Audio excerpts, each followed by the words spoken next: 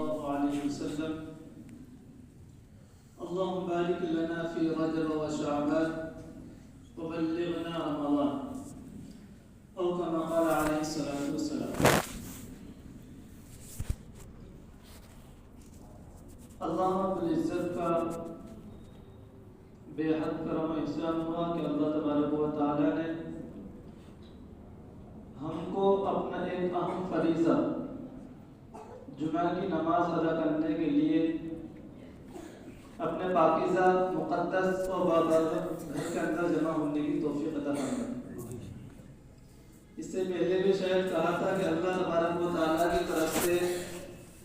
نیکی کی توفیق کا مل جانا بہت بڑی نعمت ہوا کرتا ہے. تو اللہ تبارک و تعالیٰ کا ہم اس توفیق ملنے پر جتنا شکریہ ادا کریں کم ہے، کیونکہ حالات ایسے ہیں کہ لوگوں کو خدا یاد نہیں کہ ہم کو پیدا کس نے کیا، کوئی خالق ہے یا نہیں. تو ہمارے اندر یہ استحضار ہے الحمدللہ کہ ہم کو پیدا کرنے والا کوئی خالق اور کوئی مالک ہے جس کے سامنے سجدہ ریز ہونے کے لیے اس نے ہم کو مسجد کے اندر جمع فرمایا. اللہ کے رسول صلی اللہ علیہ وسلم کی یہ حدیث ہم کو پتا ہے کہ یہ شعبان معظم کا مہینہ آج سے شروع ہو چکا ہے. تو اللہ کے رسول صلی اللہ علیہ وسلم نے کہ کچھ معمول ہیں اس مہینے میں جو اللہ کے نبی صلی اللہ علیہ وسلم ان کو کیا کرتے تھے. تو ابھی جو آپ کے سامنے حدیث مبارکہ پیش کی گئی تو اس میں ایک اللہ کے نبی صلی اللہ علیہ وسلم کا معمول یہ تھا کہ شعبان کا چاند دیکھتے ہی دعا کرتے تھے، اللہم بارک لنا فی رجب و شعبان وبلغنا رمضان، کہ اللہ ہمارے شعبان اور رجب کے مہینے میں برکت عطا فرمائی اور ہم کو رمضان تک پہنچا دیجیے. یعنی ہماری عمر اتنی دراز کر دیجیے، لمبی کر دیجیے کہ ہم رمضان المبارک کا مہینہ اپنی زندگی کے اندر پالیں اور اس کی رحمتوں، برکتوں اور فضیلتوں کو ہم حاصل کر لیں. ہماری عمر اتنی لمبی کر دیجیے. تو پہلا کام یہی تھا کہ اللہ کے رسول صلی اللہ علیہ وسلم شعبان کا چاند دیکھتے ہی یہ دعا فرماتے تھے. دوسری بات جو اللہ کے رسول صلی اللہ علیہ وسلم کا معمول تھا، اس میں ام المؤمنین عائشہ صدیقہ رضی اللہ عنہا فرماتی ہیں کہ اللہ کے رسول صلی اللہ علیہ وسلم اس مہینے میں کثرت سے روزے رکھا کرتے تھے، نفلی روزے کثرت سے. تقریباً پورے مہینے ہی اللہ کے رسول صلی اللہ علیہ وسلم آخر کے 2-3 دن روز کو چھوڑ کر پورے مہینے ہی روزہ رکھا کرتے تھے.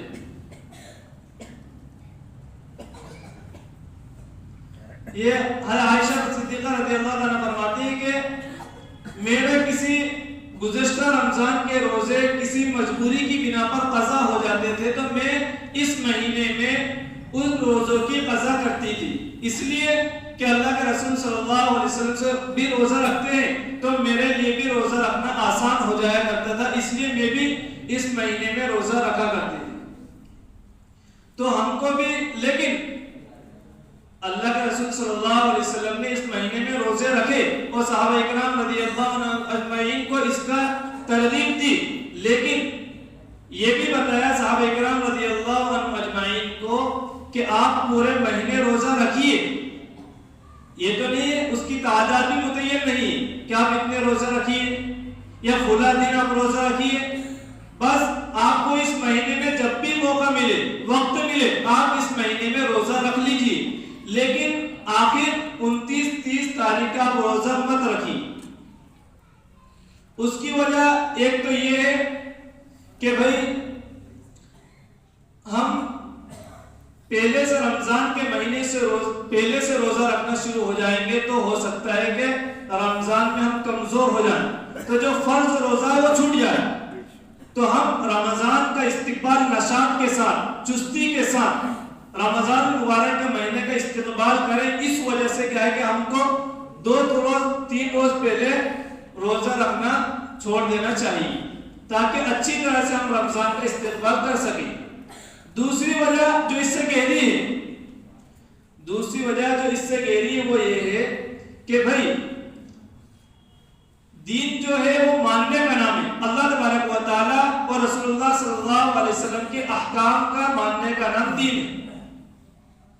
اب اگر ہم 29-30 تاریخ کا بھی روزہ رکھیں گے اور اس کے بعد ہم کو آئندہ مہینے رمضان کے روزہ رکھنا ہے 29 یا 30، تو اگر ہم بیچ میں ریپ نہیں دیں گے تو صورتاً یہ پتہ چلے گا کہ رمضان کے 30 روزے نہیں یا 29 روزے نہیں بلکہ 31، 32 یا 33 روزے ہو چکے ہوں گے، جو کہ ہماری طرف سے زیادتی ہے، صورتاً زیادتی ہے، اور اللہ تبارک و تعالیٰ کا اصول ہے اور یہ ایمان کا بھی تقاضا ہے کہ بھئی شریعت میں کوئی فرض ہوتا ہے تو ہم اپنی طرف سے نہ اس میں کمی کر سکتے ہیں اور نہ زیادتی کر سکتے ہیں۔ تو یہاں پر صورتاً گویا کہ زیادتی ہو رہی، رمضان کے 29 یا 30 روزے ہوں گے اور ہم ساتھ میں رکھنے کی وجہ سے گویا کہ کیا 32-33 روزے ہو سکتے ہیں۔ اسی طرح ہم دیکھتے ہیں یہ حکم ہم نے سنا ہے اور سنتے ہیں اور پڑھتے بھی ہیں کہ بھئی ہم کو جب روزہ رکھنا ہوتا ہے تو ہم روزہ رکھتے ہیں صبح صادق سے تو غروب آفتاب تک، لیکن اللہ کے رسول صلی اللہ علیہ وسلم نے فرمایا کہ آپ سحری کھانے میں تاخیر کیجیے، یعنی آخری وقت تک سحری میں تاخیر کیجیے اور صبح صادق سے کچھ منٹ پہلے اس کو بند کر دیجیے۔ اللہ کے رسول صلی اللہ علیہ وسلم نے یہ نہیں کہا کہ آپ 1-2-3 گھنٹے پہلے سحری کھا کے بے فکر ہو جاؤ، یہ نہیں، کیوں کہ اللہ کے رسول صلی اللہ علیہ وسلم نے اللہ نے خود فرمایا ثم اتموا الصیام الی اللیل کہ بھئی صبح صادق سے روزے رکھو، تو ہم صبح صادق سے 2-3 گھنٹے پہلے گویا کہ سحری سے فارغ ہو گئے تو گویا کہ ہم نے اس کے روزے کے وقت کو بڑھا دیا، اور یہ شریعت میں زیادتی کہ بھئی روزہ رکھنا ہے صبح صادق سے اور ہم 2-3 گھنٹے پہلے سے روزہ رکھ رہے ہیں۔ تو سب سے بڑی وجہ یہ ہے کہ ہم کسی چیز میں شریعت کی زیادتی اور کمی کا باعث نہ بنے۔ اسی وجہ سے اللہ کے رسول صلی اللہ علیہ وسلم نے بھی فرمایا اور قرآن حدیث میں بھی ہے، قرآن میں بھی ہے کہ ثم اتموا الصیام الی اللیل، رات تک آپ روزہ رکھیے، سحری میں تاخیر کیجیے، افطار میں جلدی کیجیے۔ اللہ کے رسول صلی اللہ علیہ وسلم نے فرمایا کہ میری امت برابر خیر میں رہے گی، خیر پر رہے گی جب تک افطار میں جلدی کرتی رہے گی۔ مثال کے طور پر غروب آفتاب ہو رہا ہے 6 بجے اور ہم نے افطار کیا 6:30 بجے 7 بجے، تو کیوں اللہ تبارک و تعالیٰ اور اللہ کے رسول صلی اللہ علیہ وسلم یہ فرمایا ہے کہ آپ کو روزہ افطار کرنا ہے مغرب کے وقت، غروب کے وقت، اور ہم اس کی مدت کو بڑھا رہے ہیں، تو گویا کہ ہم نے اس کے وقت کو بڑھا دیا، جو کہ شریعت میں زیادتی ہے۔ تو اس وجہ سے بھی ہم کو کیا ہے جو بھی بتایا کہ بھئی ہماری طرف سے شریعت میں کوئی کمی اور زیادتی نہیں ہونا چاہیے، تو یہ بھی شعبان کے مہینے میں جو روزے رکھنا ہے تو 28-29 تاریخ تک رکھنا ہے، باقی اس سے 29 اور 30 تاریخ کا ہم کو روزہ نہیں رکھنا ہے، تاکہ صورتاً ہماری طرف سے شریعت میں یعنی رمضان المبارک کے مہینے میں زیادتی نہ پائی جائے۔ تو ایک حکم تو یہ کہ اللہ کے رسول صلی اللہ علیہ وسلم دعا پڑھتے تھے عمر میں زیادتی کی تاکہ رمضان کے ہم برکات کو پا سکیں۔ دوسرے اللہ کے رسول صلی اللہ علیہ وسلم اس مہینے میں کثرت سے روزے رکھا کرتے تھے۔ تیسرا ہے کہ بھئی اس مہینے میں ایک رات آتی ہے 14 اور 15 شعبان کے درمیان کی جو رات ہوتی ہے جس کو ہمارے عرف میں کہا جاتا ہے شب برات، اس کی بھی بعض لوگ کہتے ہیں کہ اس کی کوئی فضیلت نہیں، ایسا نہیں۔ احادیث مبارکہ میں تقریباً 17 صحابہ اکرام رضی اللہ عنہم سے اس کی فضیلت وارد ہوئی کہ اس رات میں عبادت کرنا فضیلت کا باعث ہے، موجب اجر و ثواب ہے، جو بندہ اس میں عام دنوں کے مقابلے میں اس میں عبادت کرے گا اس کو ثواب ملے گا، وہ موجب اجر ہوگا، یعنی اس کو اللہ تبارک و تعالیٰ کی طرف سے اجر سے نوازا جائے گا۔ لیکن اسی طریقے پر جس طریقے پر آپ صلی اللہ علیہ وسلم نے اس مہینے میں اور اس رات میں کیا کی ہے، عبادت کی ہے، اس میں عبادت کرنے کا کوئی خاص طریقہ نہیں، کوئی متعین طریقے کی نماز نہیں، عام دنوں میں جس طرح ہم نماز پڑھتے ہیں، عبادت کرتے ہیں، ذکر و تلاوت کرتے ہیں، وہی اس رات میں بھی ہم کو کرنا ہے۔ لیکن اس رات پر جو روزہ ہوتا ہے، بھئی ہم رکھتے ہیں کہ شب برات کا روزہ، تو اس روزے کی کوئی خاص فضیلت نہیں، احادیث مبارکہ میں اس کی کوئی فضیلت نہیں آئی، اگر آئی ہے تو بہت کمزور ضعیف حدیث ہے جو قابل قبول نہیں۔ ہاں لیکن جو ایام 20 کے روزے رکھنے، جن کے روزہ رکھنے کی عادت ہے، ان کے روزے رکھنے کی عادت میں اگر یہ دن بھی آ جائے تو کوئی مذائقہ نہیں۔ باقی خاص طور پر شب برات کا روزہ اس کی فضیلت ہے، سنت ہے، ایسا کچھ بھی شریعت کے اندر اس کی اصل نہیں ہے۔ آپ دنوں کی طرح اس میں ہم روزہ رکھ سکتے ہیں، شب برات کی وجہ سے ہم اس میں روزہ رکھنے کی کوئی شریعت میں اصل نہیں۔ دوسری بات کہ اس رات میں بڑا اہتمام کیا جاتا ہے قبرستان جانے کا۔ اللہ کے رسول صلی اللہ علیہ وسلم پورے احادیث مبارکہ کے ذخیرے میں ایک حدیث ملتی ہے جو کہ کمزور درجے کی بھی ہے لیکن ملتی ہے، وہ یہ ہے کہ ایک مرتبہ اللہ کے رسول صلی اللہ علیہ وسلم جنت البقیع کے اندر گئے اور وہاں پر دعا وغیرہ آپ نے کی، تو آپ سنت سمجھ کر ایک مرتبہ زندگی میں جا سکتے ہیں،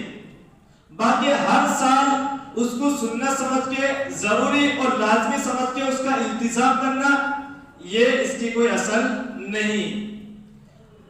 اب آپ اگر اس کے التزام کے بغیر، ضروری سمجھے بغیر اگر آپ قبرستان جاتے ہیں، دعا وغیرہ کرتے ہیں، اپنے جو مرحومین ہیں ان کے لیے ایصال ثواب کرتے ہیں، کرنا چاہیے، اچھی بات ہے، لیکن ہر سال میں وہی شب برات جب بھی آتی ہے ہر سال اس میں جانا ضروری ہے ایسا نہیں۔ اللہ کے رسول صلی اللہ علیہ وسلم کے بارے میں پوری کتب احادیث میں صرف ایک مرتبہ جانا ثابت ہے، تو اگر آپ ایک مرتبہ چلے جائیں پوری زندگی میں سنت ادا ہو جائے گی، ہر سال بھی جانا چاہے جا سکتے ہیں، لیکن اس کا التزام کیے بغیر، اس کو لازمی ضروری سمجھے بغیر، بعض لوگ نہیں جاتے ہیں تو وہی سمجھتے ہیں کہ جو نہیں جاتا کہ دیکھو آج شب برات ہے کیا ہے کہ قبرستان نہیں جا رہا ہے، مطلب برا سمجھتے ہیں، حالانکہ ایسا نہیں، آپ کو پتا نہیں کہ اس میں جانا ثابت ہے یا نہیں، آپ کے دماغ کی یہ کمزوری کہ آپ نے اس کو معلوم نہیں کیا، اس لیے آپ کو معلوم کرنا چاہیے، پوچھنا چاہیے کہ بھئی اس کے احکام کیا ہیں، تو اس میں التزام کیے بغیر اگر آپ جانا چاہیں ہر سال شب برات میں تو جا سکتے ہیں، لیکن ضروری اور لازمی نہیں سمجھنا۔ دوسری بات ہے کہ اس میں چراغا وغیرہ نہیں کرنا کہ اگربتی جلانا، یہ کرنا، فلا کرنا، یہ سب یہ سب چیزیں خرافات ہیں، رسم و رواج ہیں، دین میں ان کی کوئی اصل نہیں۔ تو بھائی رمضان مبارک سے پہلے یہ رمضان مبارک کا مقدمہ ہے، تو اس میں ہم کو رمضان مبارک میں اچھی طرح نشاط کے ساتھ، چستی کے ساتھ رمضان مبارک کے روزے رکھ سکیں، عبادت کر سکیں، تراویح پڑھ سکیں، دوسری جتنی بھی عبادت کر سکیں، اس میں تیاری ہم کو کرنا ہے۔ جیسا بھی بتایا کہ اللہ کے رسول صلی اللہ علیہ وسلم کیا ہے کثرت سے اس میں روزے رکھا کرتے تھے۔ حضرت عائشہ صدیقہ رضی اللہ تعالیٰ عنہ فرماتی کہ میں بھی اللہ کے رسول صلی اللہ علیہ وسلم کے روزے رکھنے کی بنا پر مجھے بھی آسانی ہو جاتی تھی کہ اللہ کے رسول صلی اللہ علیہ وسلم کے روزے رکھتے ہیں تو میں بھی آسانی سے روزے رکھتی ہوں۔ اور تیسری بات یہ کہ بھئی اس میں شب برات میں علماء اکرام نے لکھا ہے کہ بھئی اس میں بندے کے اعمال نامے پیش ہوتے ہیں، تو اللہ کے رسول صلی اللہ علیہ وسلم کے اس مہینے میں روزہ رکھنے کی ایک وجہ یہ بھی ہے کہ بھئی اللہ تبارک و تعالیٰ کے سامنے میرے اعمال نامے پیش ہوں گے، تو میں بھوکے اور پیاسے رہنے کی حالت میں میرے اعمال نامے پیش ہوں۔ دیکھیں بھئی کورٹ میں ہم دیکھتے ہیں کہ اگر ایک شخص سے کافی دنوں سے قید میں ہے، سلاخوں کے پیچھے پڑا ہوا ہے، اس کو کٹہرے میں کھڑا کیا جاتا ہے، جج دیکھتا ہے کہ بیچارہ دبلا پتلا ہے، کمر کمزوری سے جھکی ہوئی ہے، اس کا چہرہ بالکل فق ہے، پریشان حال ہے، کب سے جیل میں پڑا ہوا، اس کے بیوی بچے ہیں، کمانے والا کوئی نہیں، کھلانے والا کوئی نہیں، تو ہو سکتا ہے کہ جج کو اس پر کیا آیا ترس آ جا، رحم آ جا، اس کو معاف فرما دے۔ تو اسی طرح جب اللہ تبارک و تعالیٰ کی بارگاہ میں بھوکے پیاسے رہنے کی حالت میں ہمارے اعمال نامے پیش ہوں تو ہو سکتا ہے کہ اللہ تبارک و تعالیٰ کو ہمارے اوپر بھی کیا آیا ترس آ جائے کہ بھئی ورنہ اگر دیکھا جائے تو ہمارے اعمال نامے میں لاکھوں ہزاروں برائیاں بد نظری کے گناہ، غیبت کا، چغل خوری کا، یہ ہمارے اس میں کیا ہوگا؟ پیش ہوگا. لیکن اللہ کے رسول صلی اللہ علیہ وسلم سے یہ بعید، بہت دور کی بات. اور اللہ کے نبی صلی اللہ علیہ وسلم معصوم عن الخطا تھے، اس کے باوجود بھی کیا سوچ رہے ہیں کہ میرے اعمال نامے روزے کی حالت میں، اللہ تبارک و تعالیٰ کی فرما برداری کی حالت میں، اللہ تبارک و تعالیٰ کی اطاعت میں کی حالت میں میرے اعمال نامے پیش ہوں. تو ہم کو بھی یہ کوشش کرنا چاہیے کہ جب بھی جیسا بھی موقع ملے، وقت ملے، اس مہینے میں ہم کو کیا ہے کہ روزے رکھنا ہے، تاکہ اللہ تبارک و تعالیٰ ہم پر آسانی اور بخشش کا معاملہ فرمائے. تو اس مہینے کا یہی وہی سبب ہے کہ ہم کثرت سے روزے رکھیں، عبادت کریں. رمضان مبارک آنے والا ہے، اس کی تیاری کریں ہر اعتبار سے. اللہ تبارک و تعالیٰ ہم تمام کو کئی ساری باتوں پر عمل کرنے کی توفیق عطا فرمائے. وآخر دعوانا الحمدللہ رب العالمین.